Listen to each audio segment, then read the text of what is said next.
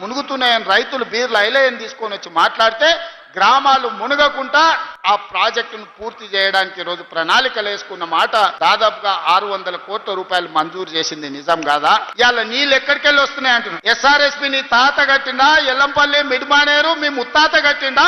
మా కాంగ్రెస్ పార్టీ పండిత్ జవహర్లాల్ నెహ్రూ మొదలుపెట్టిన ఎస్ఆర్ఎస్పీ శ్రీపాద ఎల్లంపల్లి మిడ్మానేరు ప్రాజెక్టులు మేము కట్టినాం.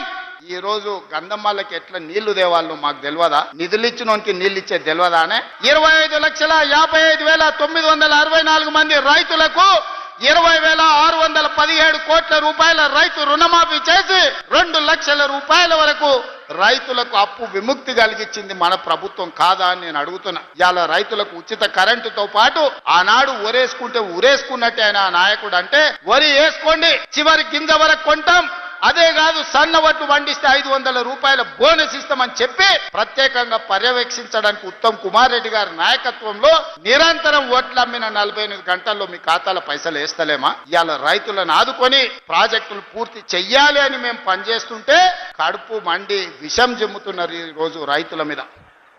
కందమల్ల ప్రాజెక్టు